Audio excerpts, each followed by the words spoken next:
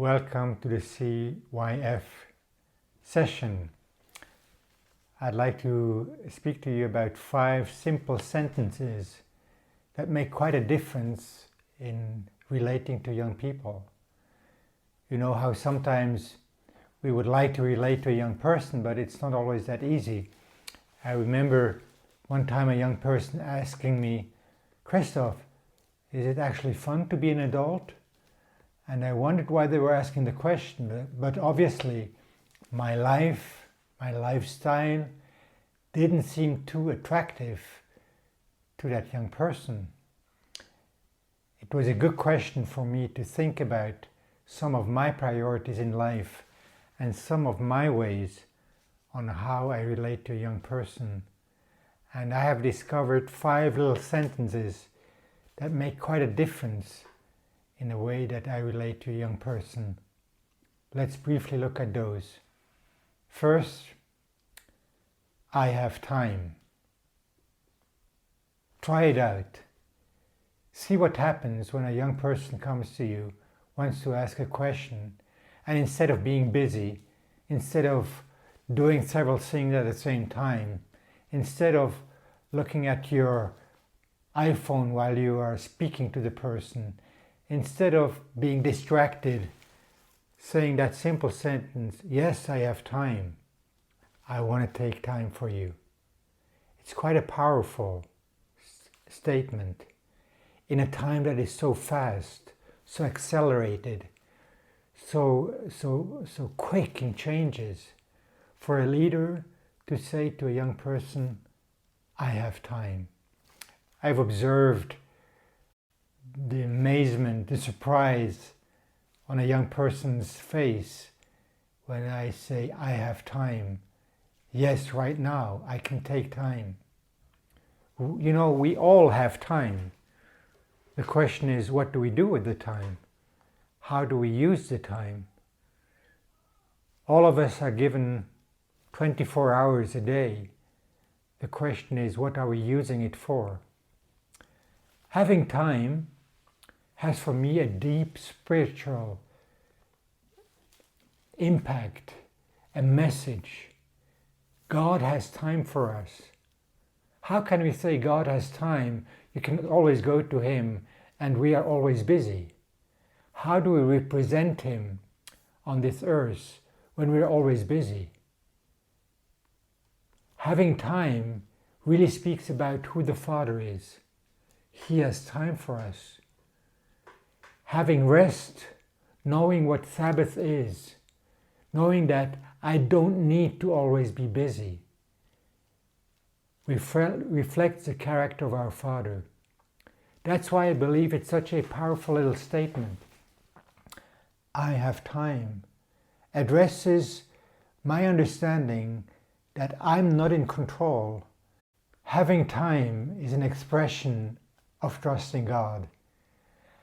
I know that He has all the time, and I can be someone that in His time, in His pace of life, I can live a life that is trustful towards Him. Sabbath is an expression of my trust to God. I have come to the end of my work week, and now I can trust in Him that He does what I haven't been able to do so far. I believe that in Sabbath we can actually discover God's timing for life, where He can take Himself the time to rest and to be. That's why I believe, as a first one, it's good to have time, to tell to a young person, "Yes, I have time." The second one, I call it, "I'm interested in you." I think about you. I want to know who you are. "I'm interested in you" is shown to a young person when we take time, as I said, but also when the young person realizes that they are in our thoughts. We think about them. How powerful it is when I can say, "Today I thought about you. I prayed for you. I was interested in what you're doing. Tell me, what is your real interest? Sometimes we are too quick in meaning to know what the other person means, and we don't take the time to really show interest in what that young person is actually interested in. What is the gold? What are the gold nuggets in that person? How can I dig deeper, maybe beyond the hairdo or the clothing style that that young person uses, behind their music style, to ask, who are you? I'm interested in you. What a powerful statement to show interest in a person and not trying to project our own ideas on another person. The third one follows right into that question of, I'm interested in you.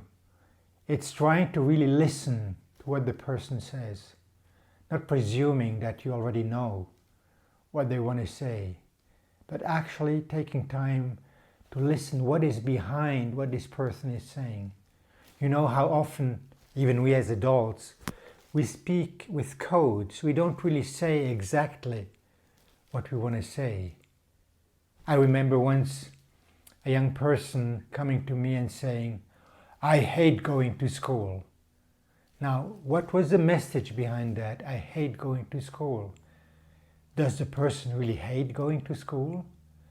When I was listening a little bit longer, I heard about the story of what happened during that day, of how the person was kind of bullied.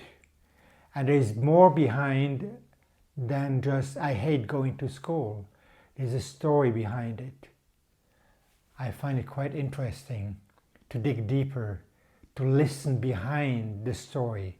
What are you trying to tell me? What are the ways that you're communicating to me? In the same way, for us, when we are trying to communicate, to look at moments that are suited for that message that we want to give. In King's Kids, we have called these moments teachable moments, moments where the other person is open to hear and receive, and to give the message in that time, rather than giving it in a time when the young person is stressed or unhappy or frustrated about something, to find a moment where that young person is teachable and to speak into their hearts at that moment. Communication is an art, and especially between young and older people, something that we need to learn and that we need to be very careful in listening to one another. The fourth little statement that really does a great deal in the young person's life is when we speak out encouragement. Whoa, great. Good job. Well done. I'm pleased. Encouragement really does something when we speak courage into a young person's life.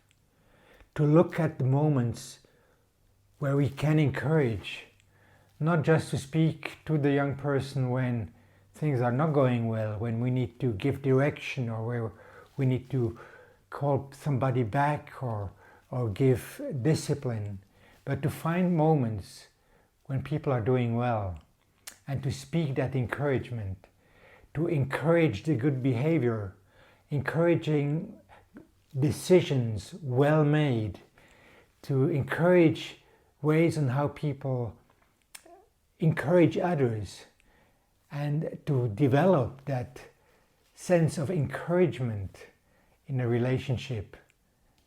A very key, powerful way on how to relate to a young person.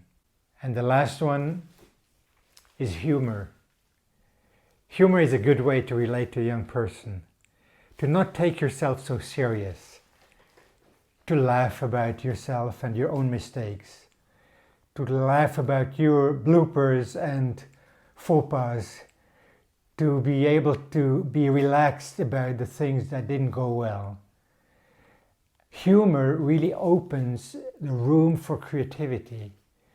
When we are humorous, we can develop new ways of doing things.